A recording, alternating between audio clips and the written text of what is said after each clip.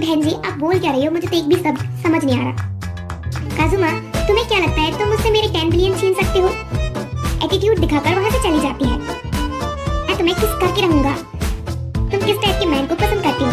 क्या वो मैं हूँ? और आंखें बंद करके एक भद्दी सी शक्ल की डॉल की तरफ इशारा करती है।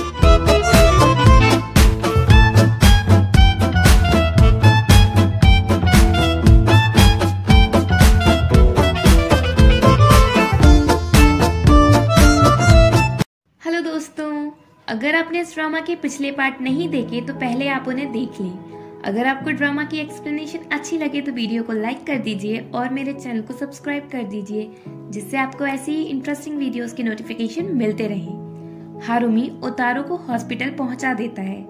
पुलिस उससे काजुमा के बारे में इंफॉर्मेशन लेते हैं। पुलिस के जाने के बाद ओतारो साइको के केस के बारे में सोचता है और कहता है साइको के पास ये अनबिलीवेबल सीक्रेट है और अब मैं उसके किस का यूज करूंगा। देन साइको अपने पास्ट के बारे में बताती है। 12 साल पहले वो भी अपनी ग्रैंडमा के साथ शिप में थी। ओतारो और कोता ने जिस लड़की को बचाया था वो साइको ही थी। साइको के पास अभी भी कोता का एक शूज है। उसने उसे संभाल कर रखा है क्योंकि उसने उसकी जान बचाई थी जबकि खुद मर गया। और साइको को लगता है कि उसे इसी बात की पनिशमेंट मिली है कि वो जिसे भी किस करती है वो मरने के बाद 7 दिन पीछे चला जाता है। पर किस करने के बाद साइको भी मर जाती है और 7 दिन पीछे चली जाती है। कुछ दिन पहले जब साइको क्लब में कुछ डिलीवर करने गई थी तो उसने काजुमा को ओतारो के जूस में पॉइजन मिलाते हुए देखा था। तो उसे जूस पीने से बचाने के लिए ही साइको ने उसे किस किया था। प्रेजेंट में हॉस्पिटल में काजुमा फिर से ओतारो पर अटैक करने पहुंच जाता है। काजुमा उसे इसलिए मारना चाहता है क्योंकि वो ज्यादा पॉपुलर होस्ट है, पर ओतारो काजुमा से बचकर भाग जाता है। काजुमा उसे कॉल करके कहता है तुम मुझसे बचकर भाग रहे हो ना, अब मैं तुमसे तुम्हारी सबसे इम्पोर्टेंट चीज छीन लेता हूँ। ओतारो समझ जाता है कि वो मिकोतो की बात कर रहा है। वो अपने क्लब बॉस के साथ मिकोतो को बचाने यूनिवर्सिटी निकलता है और कहता है काजुमा तुम्हें क्या लगता है तुम मुझसे मेरे 10 बिलियन छीन सकते हो? बॉस कहते हैं आखिरकार तुम्हारी लाइफ से भी ज्यादा इम्पोर्टेंट तुम्हारे लिए मनी ही है। ओतारो कहता है आप तो बस गाड़ी चलाओ। फिर वो यूनिवर्सिटी पहुंचता है, पर ओतारो के मिकोतो के पास पहुंचने से पहले काजुमा नाइफ से मिकोतो के फेस पर कट कर देता है और भाग जाता है। ओतारो उसे हॉस्पिटल लेकर पहुंचता है। जब मिकोतो की मॉम को मिकोतो पर अटैक का पता चलता है तो वो हॉस्पिटल पहुंचती है और ओतारो को मिकोतो की लाइफ से चले जाने को कहती है।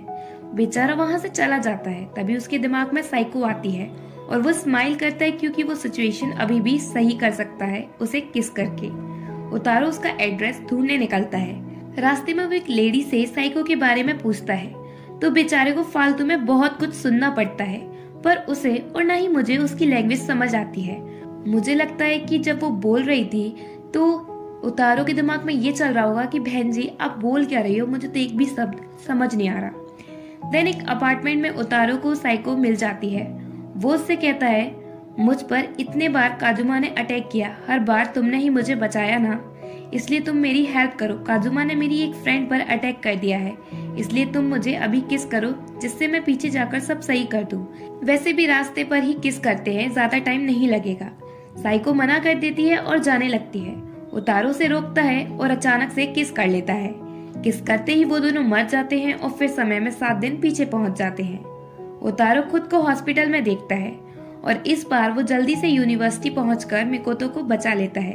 पर जब काजुमा उन पर अटैक करता है तो तकाओजी वहां आकर काजुमा को रोकता है और उसे अरेस्ट करवा देता है।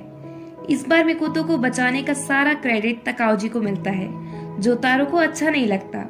वो अगले दिन साइको से मिलने चाहता है। साइको उससे न्यूज़पेपर दिखाकर कहती है तुम क्रेडिट लेना चाहते हो ना मिकोतो को बचाने का, इसलिए तुम मुझे फिर से किस करना चाहते हो, है ना?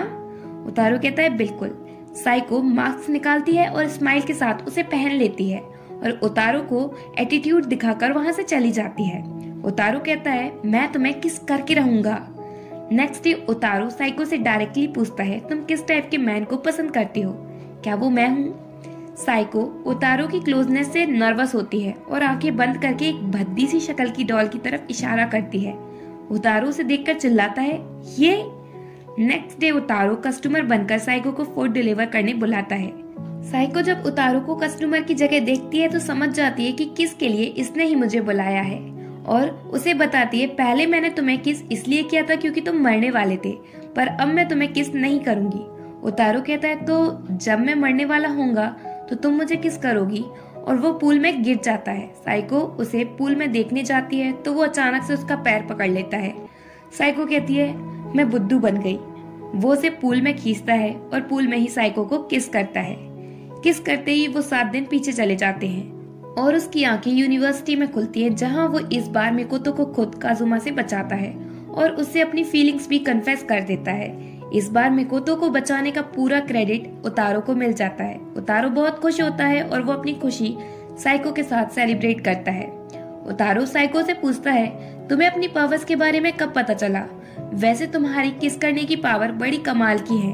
हम पास्ट में वापस जाकर सब सही कर सकते हैं। साइको कहती है, मैं अब तुम्हें किस नहीं करूंगी। उतारो पूछता है, तुम्हें अपनी पावर का पता कब चला? जब तुमने किसी से प्यार किया, पर तुम्हारे किस करते ही वो मर गया और टाइम में पीछे चला गया। साइको को हाई स्कूल में एक लड़के से प्यार हुआ था, पर उसने साइको से ब्रेकअप कर लिया किस करने के डर से।